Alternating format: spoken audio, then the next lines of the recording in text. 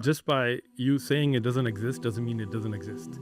Sean, I clarified with you what he was saying was that Matthew was skipping for prominence, but Luke wasn't. He was going by the law. When you talk about the New Testament, do you believe in the New Testament? Absolutely. Okay. So when you look at the genealogy of Jesus, do you believe he goes back to King David? Yes. So I was looking at this. First Matthew 1:12 begins the end of it, right? All the way from... I think 1 through 16. Yeah, so 12 begins to the end of the going down to 16, right? That paragraph. When I was looking at that paragraph, I saw verse 16, Matthew 1:16, and Jacob begot Joseph, the husband of Mary, to whom was born Jesus, who's called Christ, right? So Jacob was the father of Joseph, who was then married to Mary, right? That is correct, right? That is absolutely correct. Okay. When I look in Luke, I find that genealogy as well. Right. You do. In Luke 23, 3. No, Luke 3 and 3:23. Yeah, verse 23, chapter 3. It says, now Jesus began his ministry at about 30 years of age, being as supposed the son of Joseph, the son of Heli, right? So was Joseph's father Heli or Jacob? Yeah, his father was both. What? His father was both Jacob and Heli. Two fathers? Yes, because Matthew's 1, Jacob is the physical father of Joseph. Heli and Jacob are brothers. So when it says Heli, as was supposed, we have something in the Israelite custom called levirate marriage. Levirate marriage is like if him and I are brothers and I pass away and I don't have a son, then he would lay with my wife and raise up son for me. That's the law of a brother in our custom. So the reason why it says as was supposed in Luke, the 3rd chapter, Heli is his father according to that law. Jacob is his father according to the flesh. Okay, so Heli is the stepfather of Joseph. No, listening is an art. Yeah, Heli is the father according to levirate law. Heli is gone. He's dead. He's not living. Okay. So Jacob is the one that laid with his mother, Heli's wife.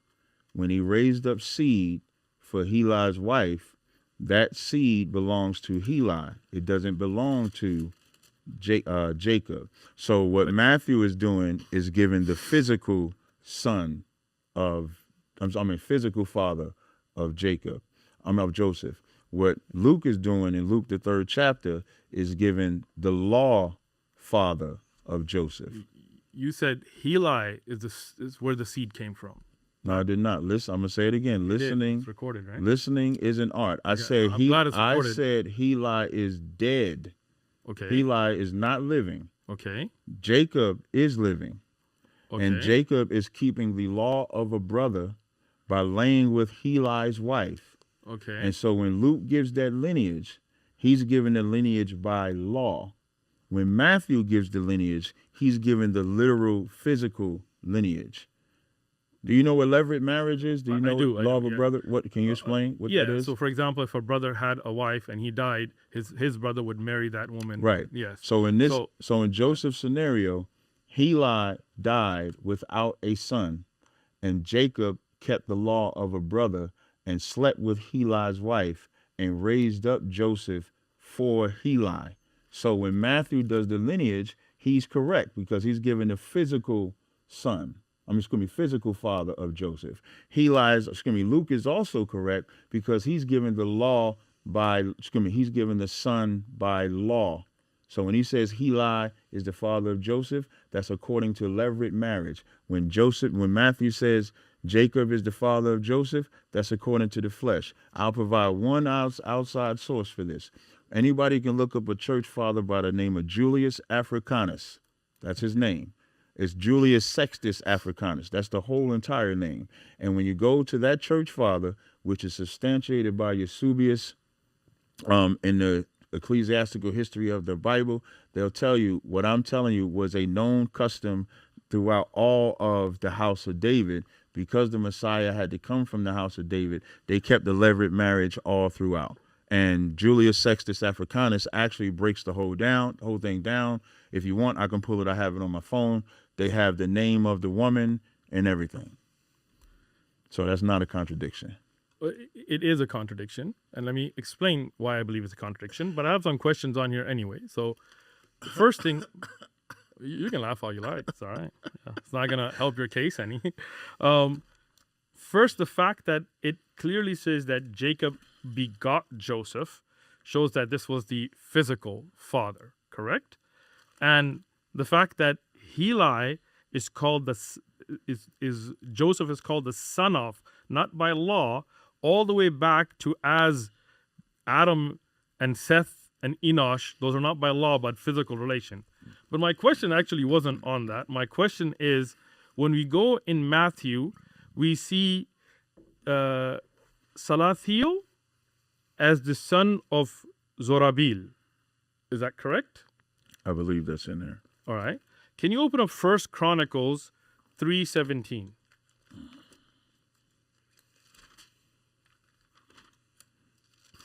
He ran from that first one, though. I did not. I responded to it. No. Did I respond to it? Which one? About the contradiction between the two names. First Chronicles or Second Chronicles? 1 Chronicles 3:17. Gotcha. And the one in Matthew, do you know a verse in Matthew? Because that was Matthew with Salathiel, right? Yes, I got you on that too. Because my app, I could pull 3 Bible apps. Nice. I like the phone. Yeah, Z-Fold. You like it? I love it, actually. I use that because, like, I could pull this up like that, have 3 Bible apps open at the same time. Yeah, close it like They that. gotta start paying you for shouting them. Yeah.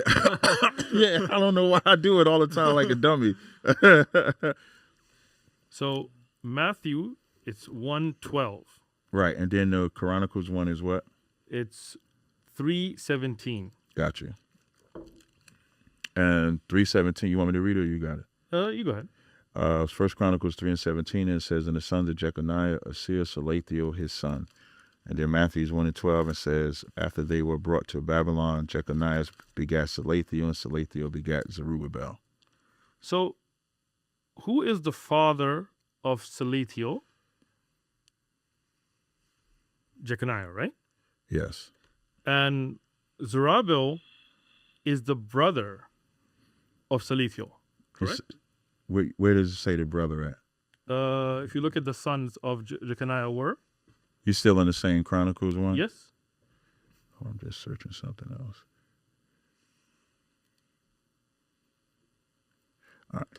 So in Chronicles 3:17, I read that verse, but it's not in that verse. It's somewhere else. No. It's keep going. Oh, that's what I was asking. So I got to read further down, right? Yeah. So the sons of Jeconiah were Asir, Salathiel, his son, Malachi, Pedaiah, Shenazar, Jehoiakim, Hoshana, and Nabida, right? But here, it jumps in verse 12. And this ain't really, I think we're talking together this time. I don't want you to say I'm interrupting you. No, let's talk together. Okay, all right, perfect. So in Matthew, it says, Jeconiah begat Salathiel, and Salathiel begat Zerubbabel. So I think your question is, and the sons of Jeconiah, Asir, Salathiel, his son, Miriam, also Badiah, Shenazar, and the sons of Pedaiah, Zerubbabel. So why is it skipping those and giving Zerubbabel to Salathiel instead of giving Zerubbabel to Pedaiah? So what I'm saying is, here it says, Salathiel begot Zerubbabel, right? So Zerubbabel is the son of Salathiel, correct? In Matthew. It says begot, like you mentioned earlier. Yeah. Okay. But in 1 Chronicles, from the sons of Salathiel, there is no Zerubbabel. Yeah, you see Zerubbabel doesn't come in until Pedaiah. So right. Those two don't match. So we would agree, before I fully answer, we would agree the sons of Jeconiah says Asir and Salathiel, his son, right? Yeah. And then in 18, Malcolm also, Pedaiah, Shenazar, Jeconiah, and then in verse 19, it says the sons of Pedaiah were Zerubbabel and Shemel. So it's like it's skipping. Yes. Right? Thank you. So the custom in Israel is to skip like that when you talk about generational lineages. So in Matthew's 1, and one of the differences between Matthew's 1 and Luke the 3rd chapter is in Luke the 3rd chapter, it's all males. In Matthew's the 1st chapter, it's men and women, because it's about being the prominent line. It's about coming and being connected. So when it skips, it's skipping because it's about the prominence. So you'll see men and women mentioned. You'll see in Matthew 1 and 5, Salmon begat Boaz of Rechab. You'll see a woman mentioned. Jesse begat David the king. So when it's mentioned in Jeconiah begat Salathiel, Salathiel begat Zerubbabel. Zerubbabel is the prominent one in that line, and that's why it's mentioned. So I'll give an example in the Old Testament. If you go to 1 Kings 19 and 16, it would say, Jehu, the son of Nimshi, shalt thou anoint thee to be king over Israel. Okay. And then when you go to 2 Kings 9 and 2, it says, and when thou comest thither, look out there, Jehu, the son of Jehoshaphat, the son of Nimshi. So in one verse is saying Jehu is the son of Nimshi, to another verse is saying Jehu is the son of Jehoshaphat, the son of Nimshi, because that's the custom of Israel to just name the prominent people in the lineage. That's why Matthew chose to use Jacob instead of Heli, because Matthew's whole point was showing the prominent lineage in Christ's line, as opposed to the literal lineage that Luke goes that route. So that is the custom of Israel. Even when you say Christ is the son of David, right? I'm listening. No, I'm asking you. Oh. People say, right, you're in the Bible, it says Christ is the son. It even says Joseph is the son of David, right? But that would be, you see how you say you get that? You get that because, this ain't a gotcha moment. I'm just teaching you like I've been doing all day. So, and when it talks about Joseph being the son of David, Joseph is not the son of David, right? Yes. No, in the literal sense. Said, what I yes, mean, what I mean by that, in the literal sense, Joseph is not the son of David. He didn't come from David's sperm. I agree. Right. But it's saying Joseph is the son of David because that's the prominent man in Joseph's line, which is the point. Just to understand, because you're teaching me, right? Absolutely. Matthew is skipping to show prominence, and David is going line by line. Luke, according to the law. That's why you'll see the paths cross. So you'll see Luke and Matthew have similar names, but Luke goes through Nathan because of the law, whereas Matthew stays through Solomon because of the prominence. So Sean, did you understand that point? Yeah. That Matthew is skipping to show prominence, but Luke is going by the law line by line. Mm-hmm. The problem is Luke also mentioned the same too. I just said they go across. But there's no. If there was skipping, then why is Luke skipping? You said Luke didn't skip. He was going line by line. No. I'm not saying Luke is skipping. But what it also shows, and I'm actually glad you said it, gives me an opportunity to expound back on Julius Sextus Africanus. When you look up that source, which I can read, the house of David all did intermarrying. Okay. So that's why you would see the names cross. It's just that simple. I'm just waiting for the because there's a generation skipped here in Matthew. What he said, and I confirmed with you, is that Matthew was skipping for prominence, but Luke was going line by line. But please don't interrupt. But if you go to Luke now in verse that is 3:27 onwards. Go ahead. No, I'm just getting there with you. You said Luke 3 and 2. No, yeah. I'm there. The son of Zerubbabel, the son of Shelathiel. But Shelathiel wasn't the father of Zerubbabel. And if his first explanation... 3 and 27, you said? 3:27, yes. Okay, go ahead. Yeah. So if there was skipping in Matthew and Luke was by the law, as he said, but the same skip happens here, so that your answer doesn't work. There's a clear contradiction. So in 1 Chronicles 3 that you read, Salathiel would be the grandfather of Zerubbabel. Yes, correct? That is correct. Right. So that goes right in line with what I said in 1 Kings 9, because in 1 Kings 19 and 6 that I just read, it does the same thing with Nimshi. It says Jehu, the son of Nimshi. Then 2 Kings 9 and 2 says Jehu, the son of Jehoshaphat, the son of Nimshi. So it's still not a contradiction. I can't help it if you don't understand the Bible. It's just not a contradiction. I'm showing you a clear another example of a man, generation, or name being skipped. So I know you want it to be a contradiction. It just don't exist, the contradiction Twisted that you on a little are bit. twisting. Yeah. All right. Just by you saying it doesn't exist doesn't mean it doesn't exist. Sean, I clarified with you what he was saying was that Matthew was skipping for prominence, but Luke wasn't. He was going by the law.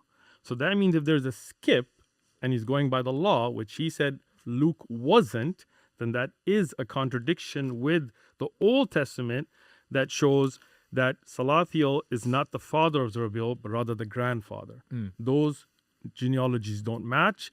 And his earlier explanation that Matthew was going by those that are prominent and Luke was going by each one by the law then contradicts the fact that Luke does the exact same thing. It does not contradict because he's related to them all. That's his lineage. That's his line. That's where he comes from. You cannot get around that he's in there. I know you thought you had one with the first Jacob and Heli. You thought you had one there. Then you thought you had one with Salathiel and this one. But the law of a brother is just exists. And if you know if anybody was to do their own research and how the house of David specifically and why it was important for them to keep that line, the importance of that was because they knew the Messiah was coming from the house of David. So they stayed within their house. So Nathan's house, Solomon's house were the two primaries, sons rather, that would keep that line pure. So Salathiel, all of them are related. They're all still from the house of David. Contradiction got to be something better than this right here so far. No, I've given you clear contradictions, and every time all you do is jump. Here, the whole point was those genealogies contradict the Old Testament, and he tried to come with an explanation. When it didn't work, now he's jumping from it. His explanation, which I confirmed with you, Sean, before I responded, was that Luke was only mentioning the prominent ones, so he skipped a father. Reverse. But, I'm sorry, Matthew was only mentioning the prominent people, so he skipped. But Luke was going line by line according to the law. But Luke also confuses a father and a grandfather, so there's a clear contradiction between the genealogy of Jesus as given in the New Testament and given in the Old Testament. And because I've already explained it and I don't feel like going in a loop again and again and again, I would recommend to those that are watching, write out both genealogies side by side. Write them out. Write them out. And write out what's in the Old Testament, and you can see the clear contradictions all up and down.